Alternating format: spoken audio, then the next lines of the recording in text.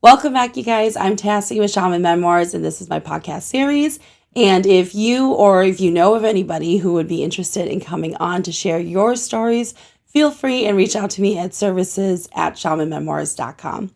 Now, for today's episode, though, I'm super excited to present to you guys Paris. Welcome, Paris. Hi, guys. I'm so excited to be here. Some of you might know me from my podcast, The Essence of the Soul, or our crystal business, The Essence of Crystals. I also have my page right now, Ethereal Light, Holistic Health and Wellness. I'm so happy to be here today. Thank you so much for having me, Tassie. Well, yeah, of course. And I actually know Paris.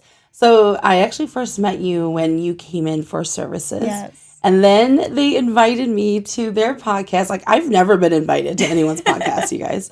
I don't know what it I don't know how, because I think I know what it is. I'm just kidding. literally, I've never been on anyone's podcast. So I was like super stoked. And I remember it was super far away, but I dragged my niece Aries with me. Mm-hmm. And it was so much fun, too, to be on your podcast. And I was like, man, I don't know why no one ever invites me. Oh my gosh, you're like one of the best people to talk to. I swear. Like somebody who can like really keep a conversation, keep things interesting, you know. Oh, thank you. Well, I absolutely love that you were also interested in coming on. Oh, yeah, for sure. I was like, I don't know why I didn't think of it back then either. You're probably in my boat. Why doesn't anyone invite me? Okay, yeah, no, sometimes me and Linda, we do think that sometimes. We're like, well, we've never been invited on anyone's podcast, too. So that's why we're like, oh, this is interesting, you know, but. Now, and it was funny because then when you reached out, I was like, this makes perfect sense. Why didn't I think of this? So thank you as well. Because I know that especially when you run your own business and you're working and, it's just you don't have a lot of time. Yes. So I appreciate so much that you were able to fit in my schedule too. Yeah, and maybe that's the reason because my spirit guides are like, well, you don't even have time. I was like, I know. I feel like whenever I have students who come from out of town, I feel so bad. Because whenever I go out of town to see them, they clear their schedule for me. They hang out with me. They entertain me the whole time. But when they come, I'm like, I can see you for 3 hours. Okay, bye. I gotta run again. So I just feel so bad when they come into town and I don't have that availability. Mm-hmm. But it's like I'm always trying to tell people, if you give me 3 weeks in advance, 4 weeks maybe, I can make it. But what's funny? Okay, I'll never forget, and this involves GJ.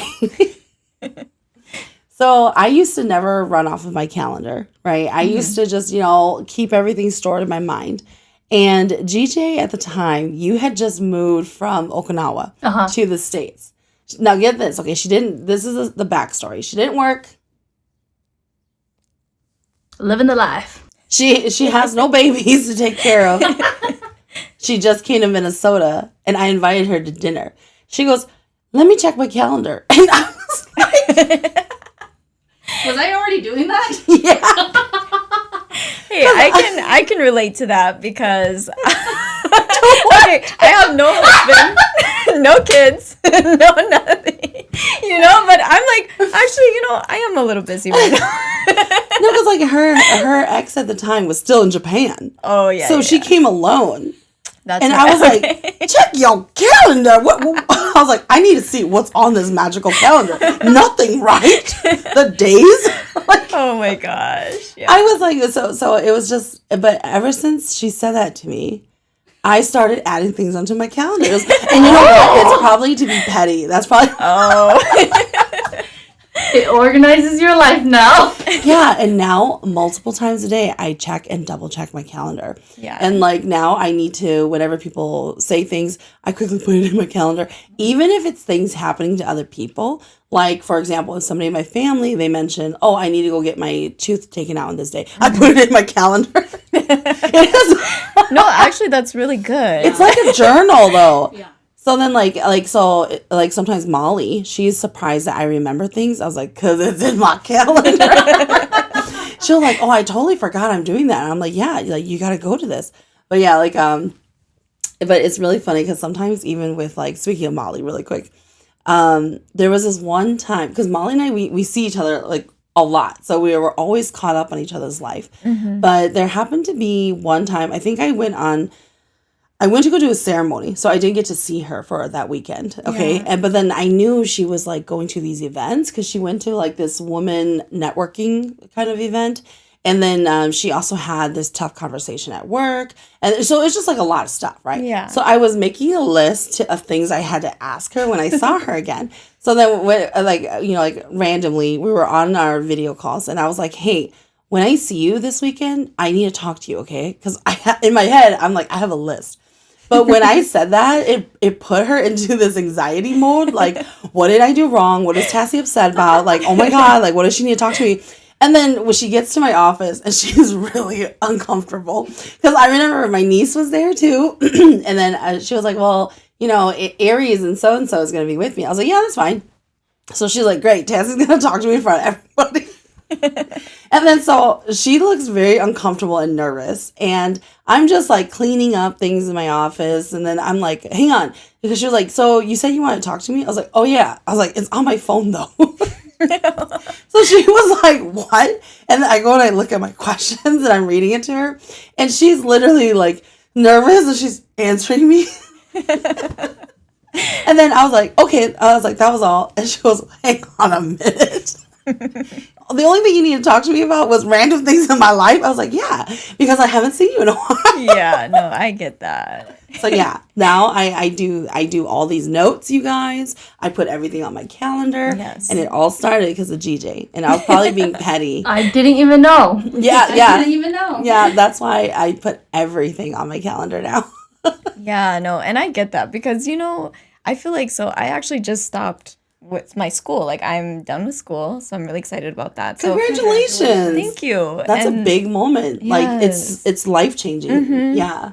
And so this month, the month of May, I was like, okay, like, I really want to, like, try new things and, like, let's just, like, get out there. Because, I've been stressed for a few months now. And I was like, because I was in my research sequence and just never having time for, like, being able to talk to people or, like, connect with people like that. So I was like, okay, let me go and, like, take this, like, leap of faith or, go to Tassie and do this podcast because, it's something new and I want to just try it out. Oh, so. wow. Well, thank you for thinking of me and including me into your new life here. Oh, yeah. Thank you.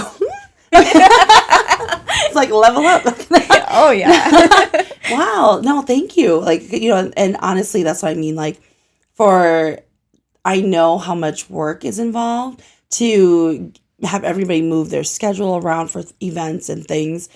I swear it's because I'm getting older. It's like you start to realize these things as you get older. Yeah. Like people, when they show up to your events, when they come out, when you message them, just thinking in the back of your mind, like how much they had to rearrange their own schedule, their own life just to come here, So it's just, again, thank you for coming on. Thank you. Oh my God. Thank you for having me. I'm so excited. Well, so Paris, of course, I know a little bit about your background, but I want you to share with everybody else. I don't know everything. Like, I love how you have your crystal business. Yes. And you're doing your podcast. And then you have a healing page. I didn't even know about this. So I really want to pick your brain on how this all started. Like, what pushed you into these directions? It's so funny because even before this, I was like, how do I even prepare for this? Because it's such a crazy long story. And today I was like, well, actually, when I came to see you for the first time, you had talked to me about my Kuning. And I was like, okay, well, I actually, at the time, I kind of knew, but I also didn't really know yet. So I think that was about a year ago or so. And when you had told me, I was like, or you were like, yeah, like you actually were born with them. Like they've been there with you since birth.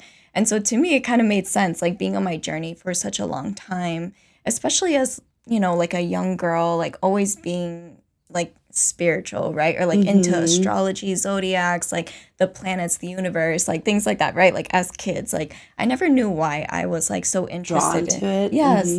And so as I got older, I would say it's weird because like as a child, right? Like you kind of go through like multiple spiritual awakenings, but you don't even realize it, but it's And speaking of that, honestly, it happens a lot when you're young. Yes. But people don't correlate it because they're not aware yet, mature enough to develop their brain to realize how much they've changed. Right, exactly.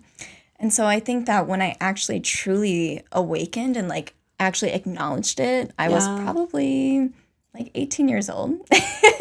I was 18 years old, and I was actually like, I had like, you could say a mentor, right? Mm-hmm. And he was like somebody who really helped me on my journey, like really awakened me, really showed me things that I never knew was like, you know, different about the world, and like actually just awakening to like this world. But the thing about this journey was that it was super, super lonely. Like, yes. Yeah, I was going to college, and it was funny because I would have all these dreams and all of these like realizations and these things that would come to me. And I had like many different roommates throughout my time in college, but you know, I'd go to them and I'd be like, hey, like, you know, guess what I just found out, or guess what I just like realized, or da-da-da, right? And I was thinking to myself, like, they probably think I'm crazy. I was like, can they relate? Can they? And, you know, actually, when I first started, 18 years old, I brought, like, all of my crystals to college. And I was like, oh, my God, I hope my roommate doesn't think that I'm weird. Yeah, they're probably going to think you're weird. Like, I had that, my essential oils, like, like, I was prepared because I was like, oh, like, I really need to, like, protect myself and, like, whatever, stuff like that, right? But that was, like, my mindset. But in those moments, I didn't realize that, you know, I was still in the process of growing up, of course, but at the same time, it was super lonely, you know, like, I didn't know who I could go to and talk to. But I think it wasn't even until, like, I was 22 maybe, like, I ended up, when I graduated college. So after like all this, because college was like a blur, it was like really crazy. You know, I was like the COVID year of college. Yeah. So we had to stay home, and all we did was just party all the time. And so, okay, so I really, really had like a true awakening. Like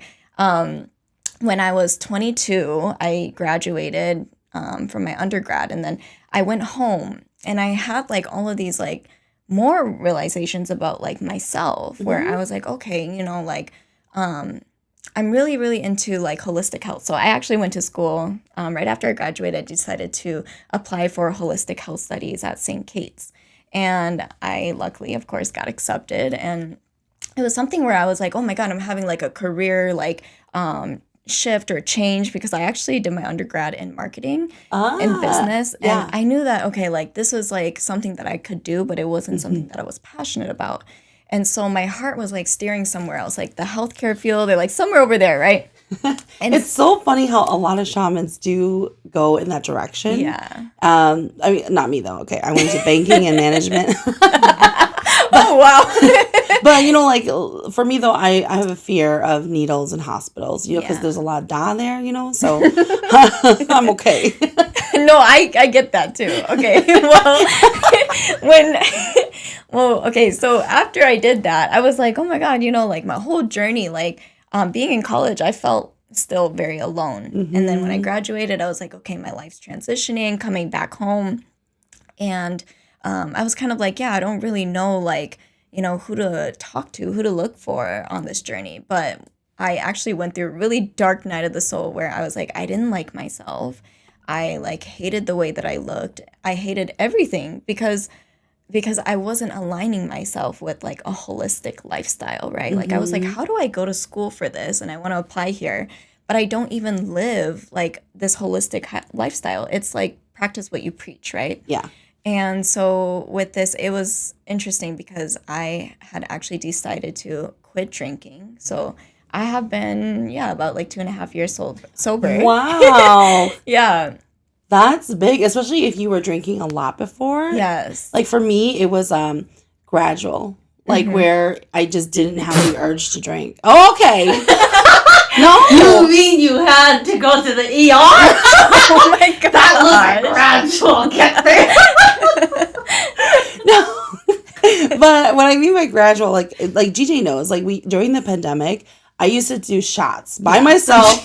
Oh wow! On a three-way call. Yeah. We'll be like on like a Facebook call, and there's all 6 of us sisters, and I'm just doing shots in my camera.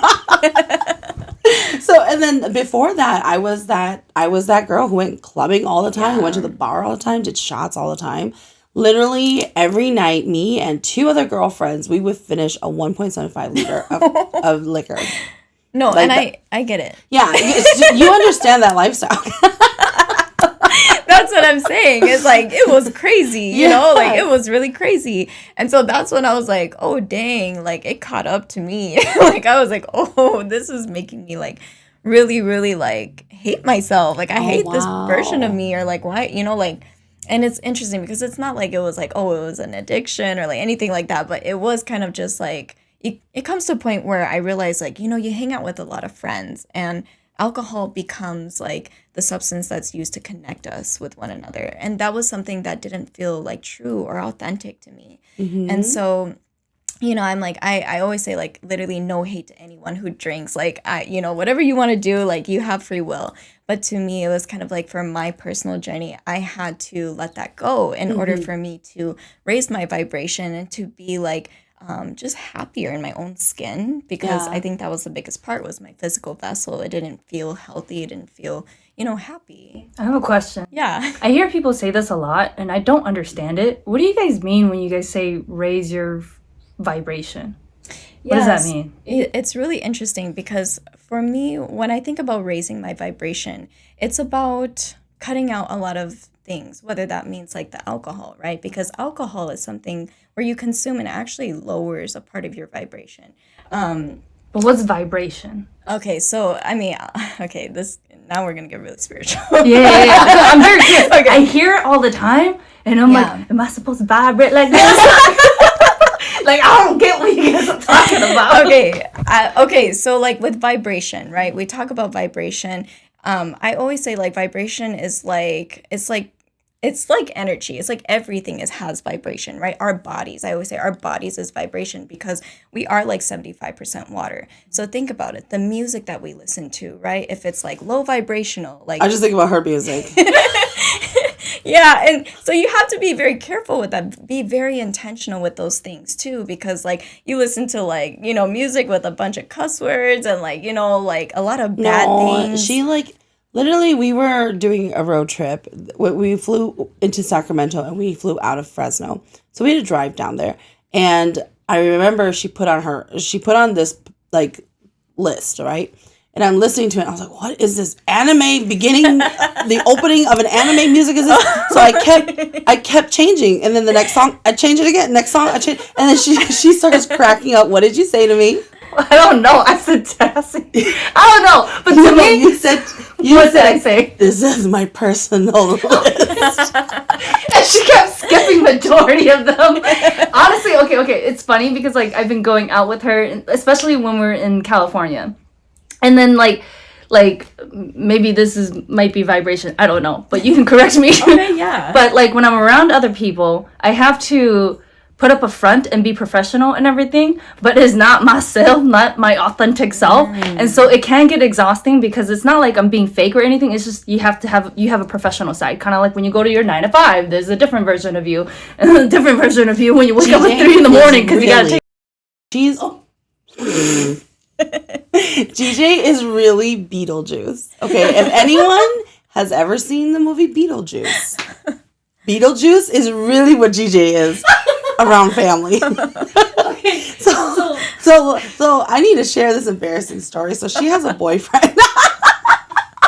Oh. And she's a different person around her boyfriend. She's that professional person around her boyfriend. Yeah. But and you know, obviously we're super happy for her, but we love to make fun. Like in our family, you need thick skin. Okay, we are gonna rip you to pieces. You know, we are the ones who will crack your egg in front of everybody. But we're just like, this is not you, because GJ is Beetlejuice. If you guys have ever seen him, he's crazy and wild, and you know, it's just. But that is just her authentic self. Yeah. You know? But yeah, you're so to help you understand vibration, GJ, have you ever been in a room with a person and you could feel them, their energy? Mm-hmm. Kind of, but only when they're talking. Okay, yeah. That could be an easy way to identify their vibrations, because now you're actually hearing their vocal cords and the vibrations that their body is making outwards. Okay, don't think of, I knew where you're going with that. I saw it. She's like burping and farting. Oh my God. No, because then when you say that, I don't think I've met people who have such huge vibrations or like energy where I'm like, damn, you know, it's not like that. It's more of like when I'm around people, it's just they drain you, and that's where I'm used to seeing that, where people have, I don't know, lower than mine, and I'm like, ugh, they're sucking the life out of me. That right there is the real GJ. Beetlejuice. It's Beetlejuice. I just need to say your name 3 times, and then the real GJ comes out. So like, vibration is just energy you're pushing out as a person, as your authentic self. In a sense, I guess you could say. And I think with energy and vibration too, you saying like, you know, I feel drained, or, you know, there's a lot of people out there who are energy vampires. You know, they're people who will like literally, you'll absorb all of their energy, take whatever sadness, pain, anger, even their own like happiness, right? Their energy, and like sometimes it goes into you. And to me, I'm like, you know, it's really, really important that like what they call empaths, right? A lot of us are empaths. When we absorb a lot of that energy, we really have to like learn how to cleanse ourselves, learn how to put protection over ourselves, you know, like even if that's just like a simple protection prayer, or like after you're done, just come home, like sage yourself. I always say, you know, sage yourself, because it is kind of like clearing that old energy, like letting it out. Always crack a window, right? But then after that, if you have like Palo Santo, which is like a wooden stick. This in is my office, I do. Yes. And then that one, once you cleanse yourself, then that is like bringing in that new energy. So just a little tip for protection. Yeah. And I definitely think like it's the same kind of how people jump over fire after funeral homes, you know, where they do the fire bath, you know, and how GJ, you're listening to your music, right? Or when you enter your own personal space again, and that feeling that envelopes you, that is you recovering. Oh yeah, because I realize that I have to listen to my music, my playlist, in order for me to fill my cup again. Yeah. Yeah. Yeah. Because that is how you're cleansing yourself with like music, literally. I'm just like, next. Oh, that's right in silence. That's the vibration that you're listening to. GJ loves that hard, what is it called? Hard punk or something like that? No, it's EDM hard style. Hard style. Oh my God. Oh, girl. Okay. I like hardstyle. Not every single one, because I do like parts where it does dip down, like as if it's a movie, and then like, exposition and climax. Okay, hardstyle is very like anime. I know what you're saying. Yeah. And I like listening to, my favorite genre of rock is J-rock. I love listening to that too. Okay. So, you know. Yeah, so GJ is really into that, you know. I'm tired, you know. You know, but yeah, so like did that answer your question, GJ, on I think so, yes, because I guess people just have different words for it. I'm used to hearing the word like energy, because to me it just makes, that's what I understand. But when people say vibration, I'm like, is that something different, or is it the same? So with your whole vibration thing, that's also why some people can't eat pork or seafood, because when you basically cut these kind of things out, including alcohol, you end up becoming a holier person, you know, like per se. And that is what people talk about with raising your vibration. When you cut those things out and it doesn't kind of get in your way, doesn't bring you down, then you're able to connect, especially like with a lot of angel work. And it's funny because I actually had somebody ask me to clarify, what is angel work, right? So angel work, it's when we talk as shamans, a lot of times some shamans will refer to them as gods, others will refer to them as spirit guides, but others will also refer to it as angel work. Specifically though, angel work is very different than what we are talking about working with your ancestors. You know, like some of it could be in that realm, but a lot of times when we're talking about angel work, to me, it is more specific to like your guardian angels. Yes. So it could be your spirit guides, right? But you may not be the shaman the individual who's going to become a shaman and actually do those kind of healing acts, right? But you still have guardian angels who are around you, regardless if they're ancestral or not. And so when it's a lot of angel work, that's when people are doing, you know, like, okay, like, if I should go on this trip, I need to see the numbers 1344. And randomly you will see 1344. Okay. Yes. So, you know, like a lot of that is like angel numbers when people refer to angel numbers. And a lot of times it's about communicating with the angels, okay, around the person. Now, it can also relate to the religion too, because some shamans, specifically when they're working with people who go to church, they will work with God and their angels. Okay, so it can also refer to that too. But other shamans, though, every shaman is so different. It all depends on their spirit guides and what their specialty is as well. So they may not work with the angels. They will just work with their own spirit guides and your dakwa, your ancestors as well. Yeah. Wow, that's actually really beautiful to hear.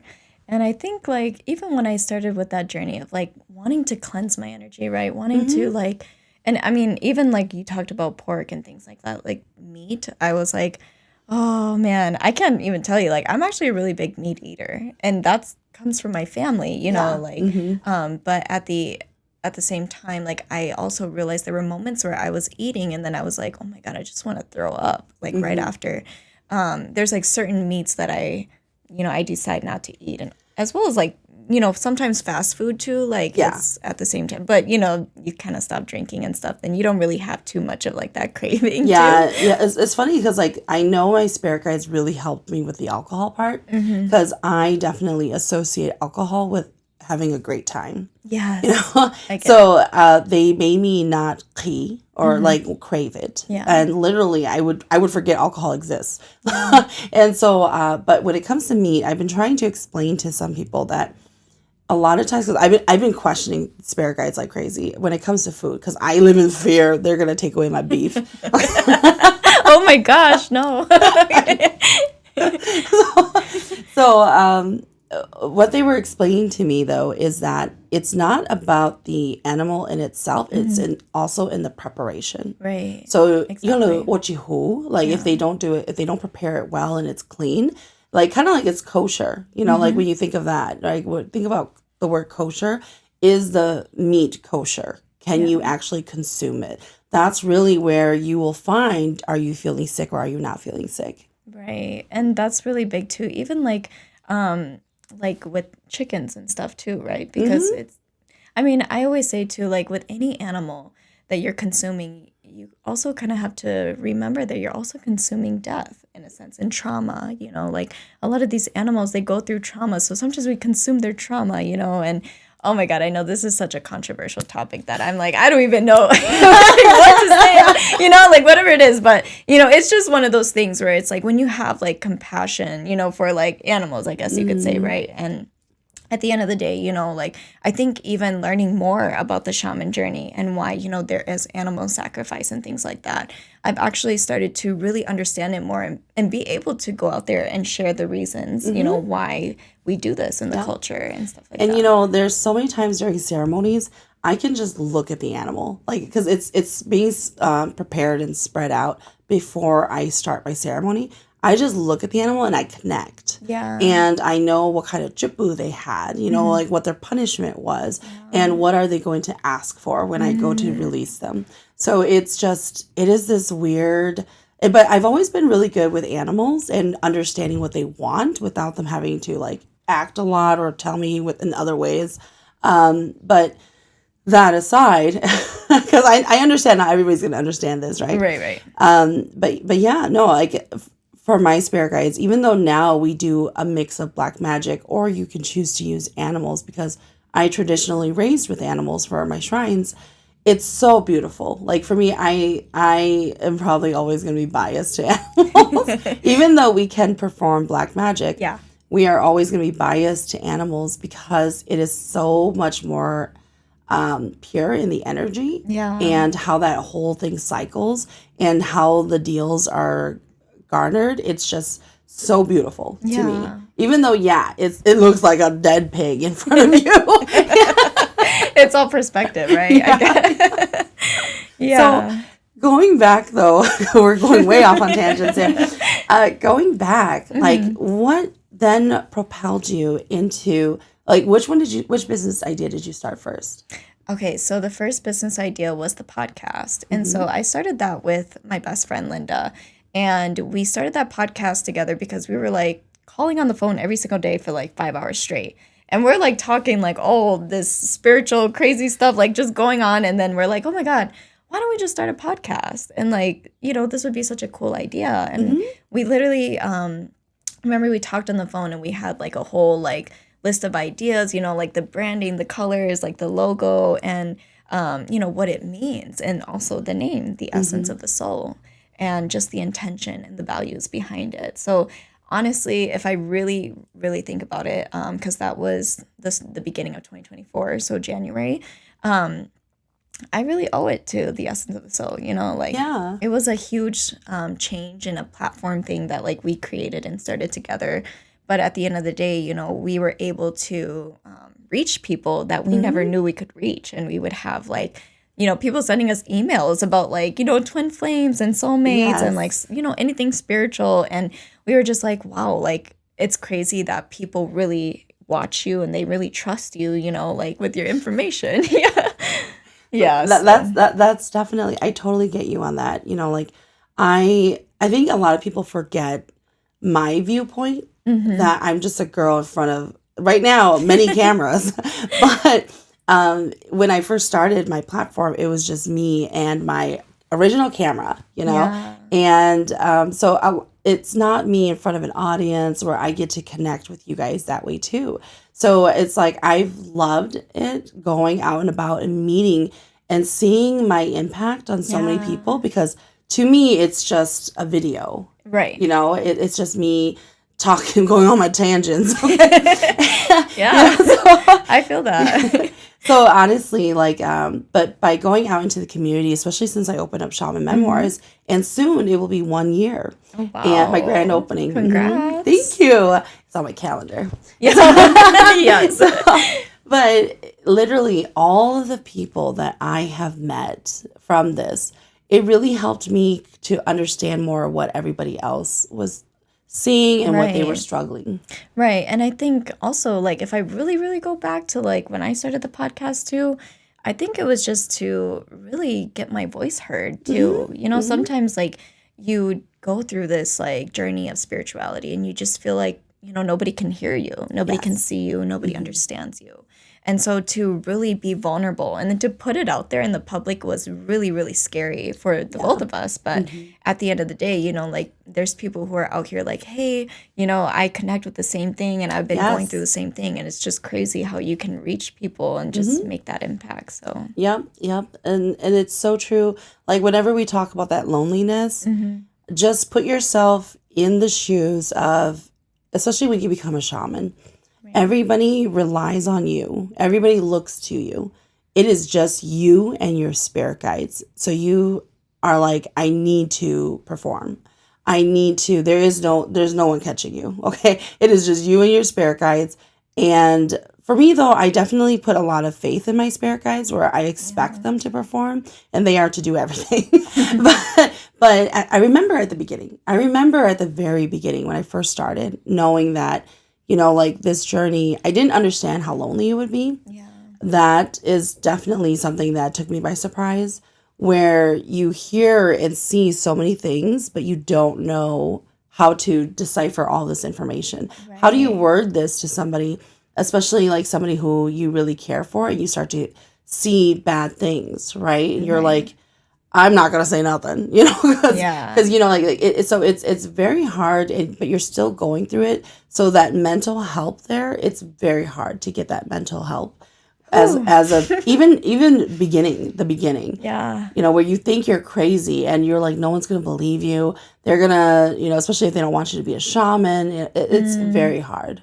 It is. And honestly, I feel like my journey is like, it is starting. So to me, it's kind of like, a lot of barriers, a lot of things that are like, you know, in the way too, where I'm like, okay. And at the same time, also like that anxiety, depression type of thing coming through as well. And actually, I did want to mention this because, you know, it's really interesting. I'm just going to talk like presently, right? But I have been going through my own dark night of the soul, like literally after I graduated and everything. And, you know, it was really weird. Like everything started to hit me at once. And it's kind of like my body may be recovering from like all of the pain from, you know, schooling and just working 8 hours a day, doing the podcast, doing the crystals and everything, right? But at the same time, I was like, okay, like actually experienced something that I never experienced before in my life. And this is really cool because I started to feel like certain effects like come to me. And like, so like sometimes like when I am at work, right, and I'm able to like talk to my coworkers and stuff, like I can read energy for them too. And they, you know, they know this. So we're very comfortable with it. But at the same time, I started to like feel this like energy flush over me, almost like I lost my hearing and my eyesight and everything. And I was like, oh my God, I'm feeling so dizzy and all these things. And then, you know, it's really interesting because as I was like going about my week, and it was like the weekend, I ended up like just crying hysterically. Oh, wow. And I was like, I don't know like what this is, you know? And, you know, I don't share this with a lot of people too, but, you know, it is really personal. But I'm like, yeah, like, I don't know what this is because I should be, you know, like really happy right now. And like, I should be free and like living life and stuff. But I was like, oh my God, like, it's almost like very psychological. And so I'm thinking to myself, like, okay, my spirit guides are like very active right now, or something's really like going on, and I don't really know how to like differentiate like what this is, because it's almost like it almost feels like schizophrenic a little bit. It's like the funny thing was that I was going through like this battle between like light and dark, and then also like my higher self. I could feel my higher self coming through my vessel trying to talk to me and tell me like, hey Paris, like you need to like do this and just be very careful, and like, you know, just know that, you know, I love you, everything's okay, you know, just like I've never heard I love you from my higher self. Okay, no, because this was really bad. Trust me, my higher self, she rolls her eyes at me all the time. She's like, you don't know. And, you know, it's like interesting because it's like this time it felt different because it's like she came through and she was like, hey, listen up, like listen to me, you know, like, and this is the only way, because like for me, I'm also a person of like words. Like I love words of affirmation, and like that's my love language. And so it's like in my higher self, which is me, right? Like trying to like comfort me or help me. Calm you down. Yes. Because like I said, it was weird, like moments of like this, like, like I said, is very similar to like schizophrenia, where you're like hearing, or like you feel like things come in and out. It's very loud. Yes. Regarding that, you know, it's really funny. Quick tangent, okay? I know somebody who went through a similar experience as you. And they're like kind of doing their own thing, living life, and they're fine. But then all of a sudden this wave of depression hit them. And it is their spirit guides. And they were bawling all of the time, uncontrollably. They didn't know what was wrong with them. And it goes to show, no matter how close you are to like a shaman who could easily help you, in your mind, you start to think, no, it's not them. You're just kind of crazy right now. You're depressed, because this is going to try to prevent you from getting the help. Okay, because they want you to go through this. And it is as simple as, you know, like I'm really close to Tassie. I can just reach out to her, and I could have helped her right away. So finally, this individual finally told me, and I was like, okay, like, and I'm downplaying. Usually I downplay things, probably to my family's annoyance. But like even my friends, I tend to downplay a lot of things. And finally I went, and it just so happened that the next day I was going to Waneng, and I just basically cleansed them and got rid of it. And immediately they're totally normal. And I'm like, you know, a lot of times, even though people are very close to a shamans, I think that we sometimes have to do the outreach to check on those close to us, because even though we're really busy, they have a fear sometimes, even, you know, that you don't want to ask anybody for help kind of scenario. You know, like even if you know they could probably take care of it, it's really easy, you would rather just USA, you know, and just like kind of get through it. You'll get over this hump, right? But it is something as simple as you just reach out to a shaman. It's not a whole ceremony. It's something really quick and easy, right? But I feel like even then, people will still choose not to bother them. You know, like I'm telling you guys, go bother your friendly shaman. Okay.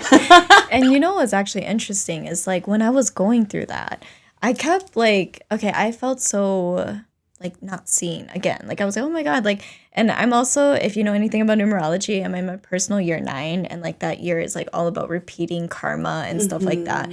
And so I'm like constantly going going through these waves of karma that like I've lived in the last 9 years. And I just sit there and I laugh at myself because I'm like, how do I do this differently, even though I'm experiencing it again? And then I told myself like, hey, you know, like talking to my friend, I go, honestly think that I need help. Like, and I never ask for help. I know this because like, you know, like everybody, they come to me and I help them, Yeah. you know? And so I'm like, yeah, like, and then my friend goes, no, you don't need help. You know, like, I think you're fine. You're okay. And I'm like, okay. And like, I kind of like believe it too. Like, I'm like, Your friend gaslighting you. yeah. And so I'm like, okay, fine. Like, if you don't think so, then it's fine, whatever. But then as time progresses, I'm like, no, like, I need help. Like, I actually want to reach out to someone and like, you know, seek some sort of like mentorship or like help because I don't know, like, you know, a lot of the things that I'm feeling, like, I don't know how to like process this on my own. Like, I thought that I could, but you know, maybe I can't. So I actually like finally reached out to someone and, you know, she does like life coaching and things like that. And so I was like, oh my gosh, this is so perfect. And like, she's somebody like I feel like I really, really resonate with her. And she's just like the way that she speaks and everything is like so beautiful. And I'm like, oh my God, like I finally feel like, you know, somebody is listening to me. Somebody can see me. And somebody can help Yes, you. and help me on my journey. It's, you know, it's life coaching. So it's like, you know. No, but honestly, that's reach out, you guys. I'm telling you. It can be something as simple as that. But I know what you mean about the voices. You know, like there is a certain type of spirit guide that you will hear a lot of voices and it's very loud. And I've experienced this myself. It's literally like you are there and you have your own thoughts, but then there's these voices above you and they just keep talking and talking about random things, not even topics you're thinking of, but you'll just hear like full conversations and then the voice disappears. And then another voice comes. Okay, so I'm not schizo. No, same.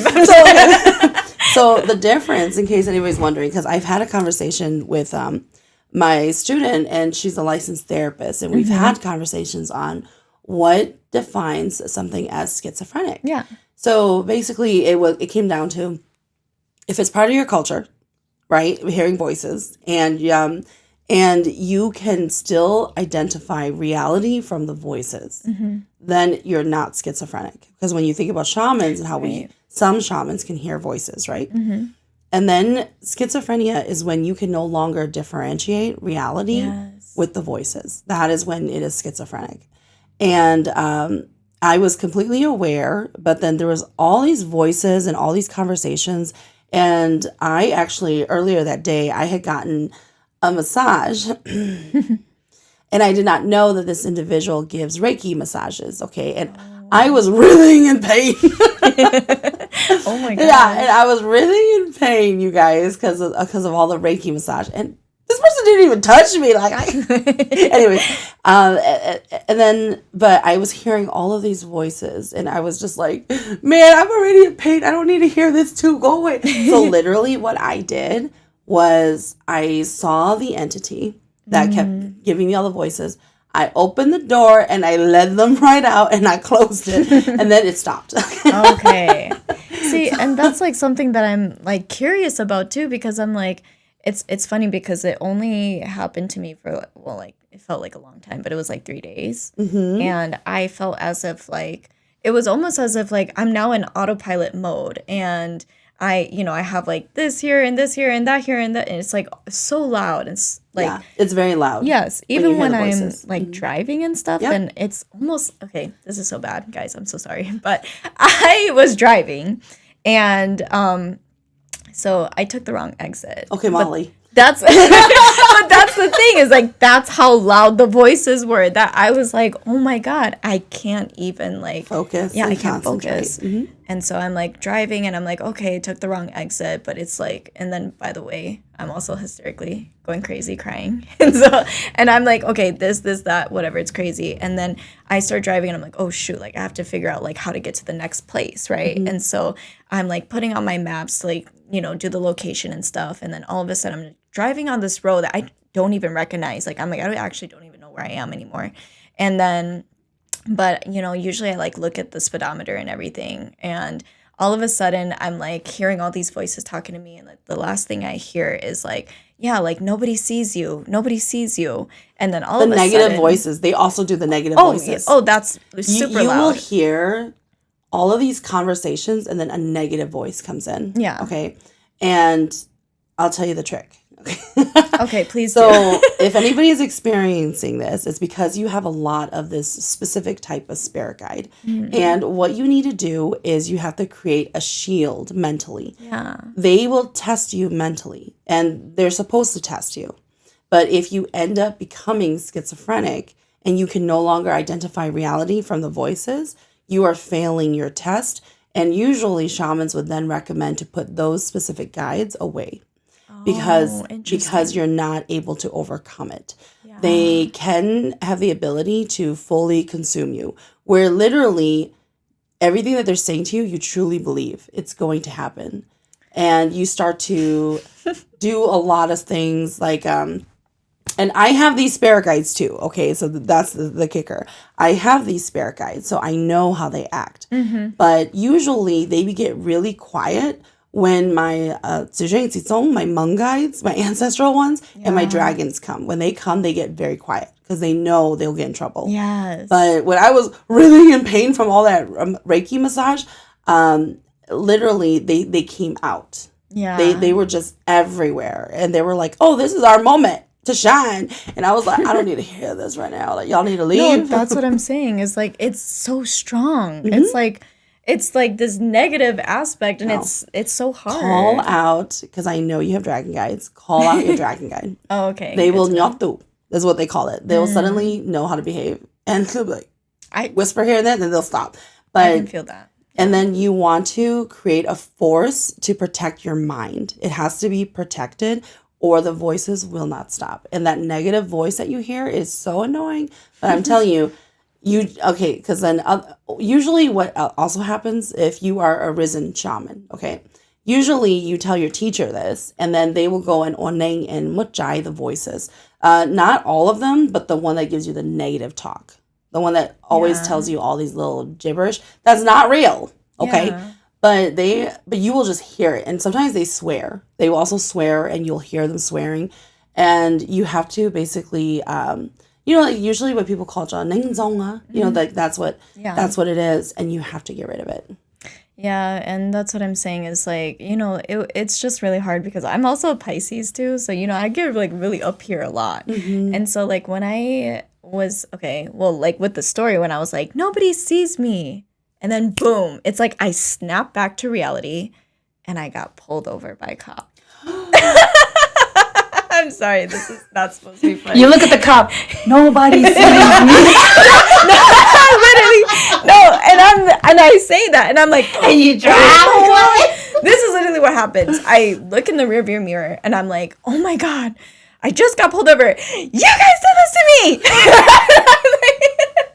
And I'm like, what am I supposed to say to him now? Like, I'm like panicking because I'm like, okay, get your story straight. Like, how am I supposed to tell him that I got these voices in my head? You don't. I'll tell you this right now. You don't tell. And so, like, I literally act as normal as I can. And I'm like, mind you, I'm bawling my eyes, literally. Oh. And he comes over and he's like super nice. Seriously. Like, I got really lucky. And he goes, hey, so I see that you're crying. So, like, can I just get your license, whatever? And I was like, okay. So he goes and he checks it. He comes back. And he goes, so I just wanted to let you know that, the reason why I pulled you over was because you were speeding. I don't know if you saw that. But I'm going to let you go and, like, just start over. Just breathe.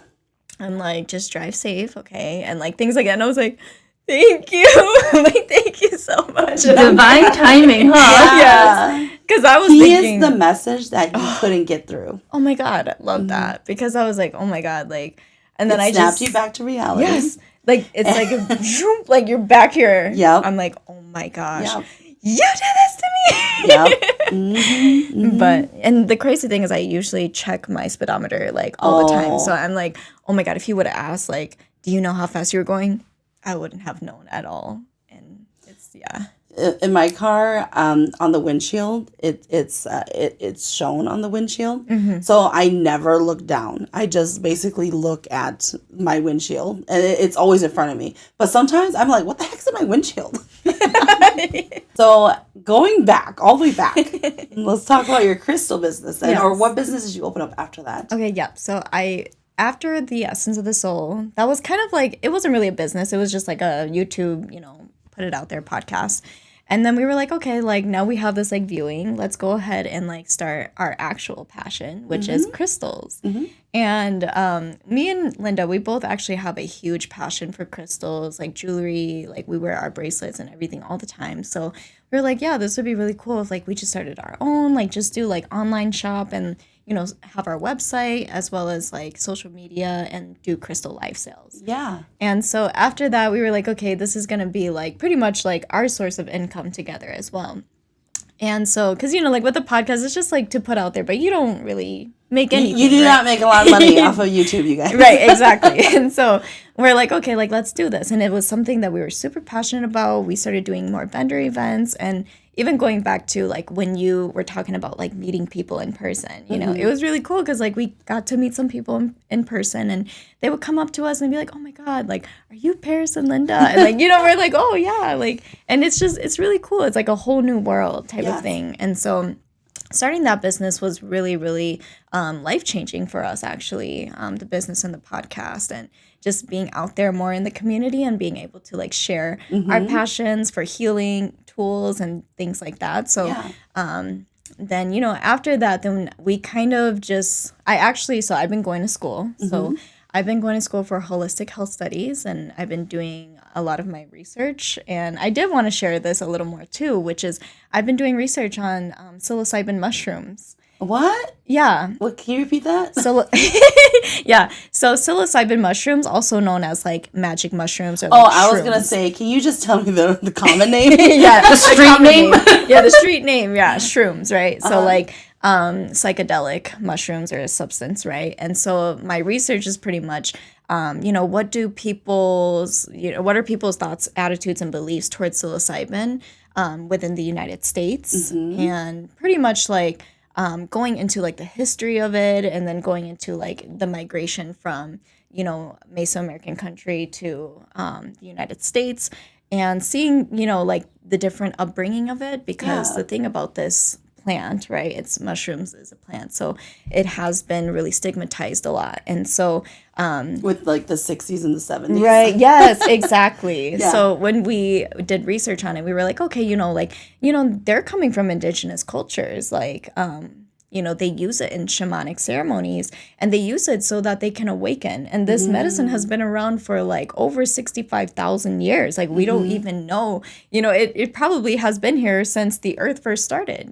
but people didn't know. So a lot of these like indigenous cultures, they would have to go out and like forage the mushrooms like to eat. Yeah. Because they're, they have like omnivore diets and stuff like that. So they would eat the mushrooms, and then boom, like psychedelic, like experience. But then they were having like this very shamanic experience where they were getting, downloads from the divine, and going through like, shamanic states, trance-like states. They started trancing, and then once they figured out about this medicine, they were able to give it out to their community, the people in the community, and they would live in like this love and oneness and like this interconnectedness. And now pretty much my research now, we give you all of that background information, but at the same time, it starts to, go into how did it get brought into the United States, right? Oh, okay. And so Americans would go into these cultures, and they would do like these like ceremonial trips, right? Like ayahuasca? Ayahuasca is one of them, yes. And then once they would go into the United States and they brought it back over there, then people started using it recreationally. It was very like... It was no longer spiritual. Yes. Stuff like that. Okay. Like people, it could be spiritual, but for some people, were reporting like, oh, so-and-so was jumping out of the window. They were jumping off the roof, like things like that, like crazy stuff, right? So then it was illegal in the United States. They made it a Schedule I substance. They said, all psychedelic substances are illegal. Nobody can use them. Yeah. And so, they banned research from scientists. Like nobody was able to look into them or anything. But at the same time, we wanted to figure out like what are your attitudes, thoughts, and beliefs on it, based on what you know, right? Because some people, they don't know anything, and some people, they know stuff through like YouTube and, you know, like documentaries and different things like that. But we're like, where are you getting your information from, and how much do you actually know? And so that was really fun and cool, because I was like, you know, I think my biggest purpose in like choosing that was understanding that it actually is a really spiritual type of awakening substance when you use it intentionally, right? And so, You know, okay, this is not shrooms, a shroom experience. I don't like mushrooms. yeah. But did you know liquid Benadryl can get you high? Oh, yeah. I did not know that. Until I went to the ER for I went into anaphylactic shock over drinking 1.5 shots. Yeah. So they gave me liquid Benadryl. And it was funny because as they were giving me like all these shots, I could feel it running through my body because I'm very sensitive to medicine. But what happened was after they gave me the liquid Benadryl, I was like, am I supposed to be feeling like my head is like really light? And then she looks at me, she was like, I'm surprised you could feel it. And I was like, what? And she was like, because people can get high off of this. What I saw, though, was really weird. I saw all of these crystals, like, forming. Like let's say that these flowers, they started to change into a crystal. Yeah. And then, like, this was a different color crystal. Like, I was obviously in the ER room, not here. But I remember the things that I was looking at, what looked like a normal door or a curtain, it would turn into crystals. And then, I got to tell you this too, okay, because I swear it's connected. Ever since that incident, when I had the liquid Benadryl in me, and I'm not condoning anybody to go off and get high like this, okay? But ever since then, there are moments where when I sleep, and I've mentioned this many times before, if there's a ghost around, I tend to sleep with my eyes open, or I'll wake up and I'll look right at it. And the first time it happened, I was sleeping and Oscar was right here. And I remember in my sleep, I was massaging him. I kept massaging him aggressively. And then all of a sudden I opened my eyes and I saw, looked like crystal lights, like floating away. And I remember I was staring at it and my spirit guides were explaining it to me that I was massaging a bad entity off of him. And Oscar was very disturbed because he was sleeping too. And here I am like aggressively massaging him. And then now it's happened a couple of times. Like when I'm sleeping, all of a sudden I will open my eyes and I'm staring right at something. And all of these crystal like forms are like floating away. Okay. Or it looks like fireworks in front of me. So, but anyways, the whole point of that is my spirit guides are telling me it's a very specific type of spirit guide. And they're showing it to me so I know that there's a spirit there. Yeah, so instead of just seeing, you know, like, because usually when I see ghosts, they look like human forms, you know, like, but now when I'm seeing these very specific entities, they're coming and I can see them as crystals and I can see them moving away and just disappearing. And are those kind of like hallucinogenic, like, experiences for you? Well, I'm sober when I'm waking up. Like, I only had that liquid Benadryl once in the ER. I didn't continue to take it. Thank you for helping me clear. People are going to be like, Tassie, can I get some of that liquid Benadryl? I'm like, I don't got any. Yeah, wow, okay. But God, what was it? What did our older sister tell me? That liquid Benadryl, it's from that movie Breaking Bad. Or TV show. I've never seen Breaking Bad. But I think that's how they do fentanyl. Okay, I don't know what fentanyl is either.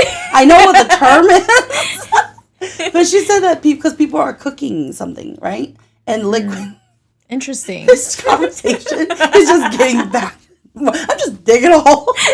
And you're digging that hole by yourself. We're over here like, where's she going with this? So the whole point was, ever since I got high off of liquid Benadryl at the ER, I now see, like, I wake up and I see, instead of seeing the ghost, I now see them in crystal forms. Interesting. Just some, not all. Everyone that I've seen since I've woken up, but I Googled it. Okay, apparently it's also a term. It's a phenomenon that happens where they're saying, because I'm always going to look for the medical reason, right? Yeah. And so they also say that sometimes people experience a bunch of lights or fireworks when they wake up, when they first wake up. So I'm also correlating, maybe it's also that, but I don't know. They said it could be due to stress or age. So I'm like, well, I am stressed and I'm getting old. So, yeah, but yeah, it's happened about 3 times now since I've been in the ER.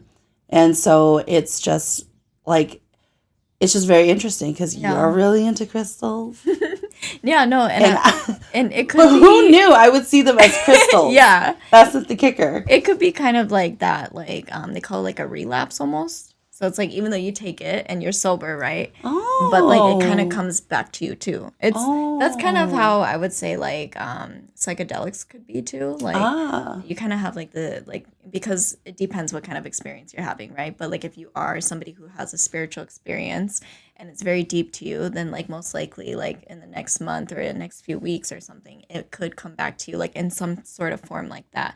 Like you'll have, it's kind of like deja vu, right? Where you're like, okay, wow, like I'm experiencing this like feeling that made me feel the same way or stuff like that. But yeah, so that's interesting. Yeah, but I can go on. So about your schooling.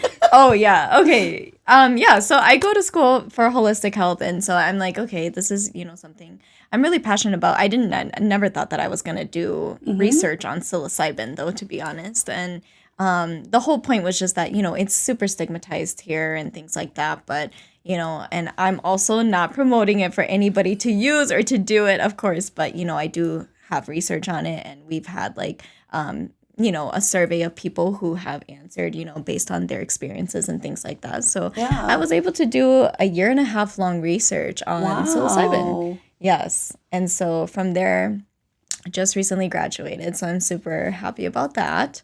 And then moving forward, I actually just in March, I launched my Ethereal Light Holistic Health and Wellness page. So that is it's kind of like just a personal page, but at the same time starting to do more like my spiritual work too. So I haven't put on my services because I am also super busy. I know, because I have no kids and yeah, but at the same time, I was super busy with school and like working and just everything in general. So I was like, I don't want to put my services out there yet, especially because I'm, in need of like a space to do stuff like this too. So I am right now, I actually am just taking like some clients. So like I have some people reach out to me, but at the same time I do like readings and stuff like that. And then I also do Reiki healing. So nice. Yeah, like okay, why do people get all prickly and like when you're doing Reiki stuff? You mean like what kind of prickly?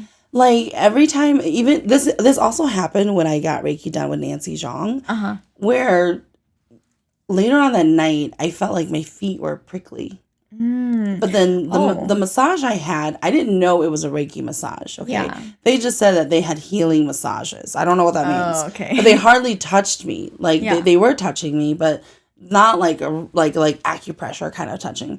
And my whole body was in so much pain. So like. But I then realized it's a Reiki massage because I had the same pain when I did Reiki with Nancy. Yeah. But I also Googled it because I'm the queen of Google. And they said that it's common to feel pain in the areas that you had Reiki work done. Yeah, and so with Reiki, it's all about the movement of the physical body too, right? Because we call upon the universal life force energy to send healing to your body. Yeah. And so with things like that, we really have to, make sure to tell our clients, some of you might not feel it right away. Some of you might feel it in a few days. Some of you might feel pain and some of you might feel better. And that's the thing with Reiki is that it can go in so many different directions based on the client, Yeah, the energy work there. Exactly. Yeah, man. It was like I got beat up. Like oh my gosh. Like because like our room was 68 degrees. It was cold outside. So I was like, I can't lower the temperature anymore because I know it's really cold in this room. But I was so hot. And I was just sleeping with no blanket on me. Like I was like so my whole body was like burning from all that Reiki work, and I was like, this is unnecessary. I wasn't even in pain before this. Oh my gosh, that's so crazy to hear though.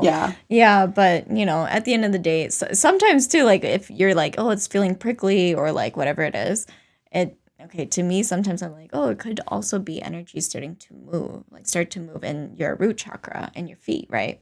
So it just kind of, it just depends. I'm such a baby too. Like I went to the doctor today for my physical, and then they had to take blood from me. Man, I was like crying all day at work. My poor staff. Yeah. Everything hurt me.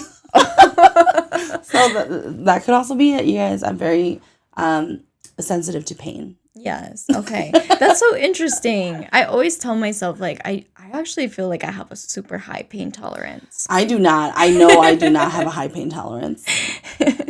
Like, there's a lot of times where, like, I've actually really, like, like, I've hurt myself, like, really bad or something, and I'm like, I just kind of sit there and I breathe, and I'm like, okay.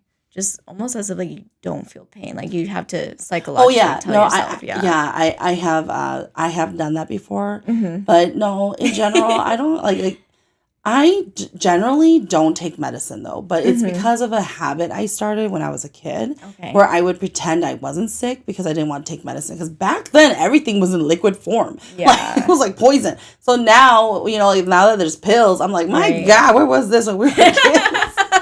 Oh my God. So I would go into a room and I would cough, and then when I chill out, then I would go out and be with everybody. But I'm like the Trojan horse. I'm like super deadly sick. And I hated getting rubbed with the egg in the silver bar because that hurts, like, yeah. I'm already sick. You're going to beat me up right now. So as an adult, I tend to refuse to take medication at any point. Yeah. Except unless I have a headache. If I have a headache, knock me out right now. Give me all the pills. Yeah. I get that. But thankfully, I'm actually somebody who doesn't get a lot of headaches. Yeah. Well, thank you so much, Paris, for coming on. And I wish you the absolute best of luck. And you guys know how to reach out to her. Yes, thank you so much, Tassie, for having me. You're this was welcome. so fun. Until next time. Bye, everyone. Bye.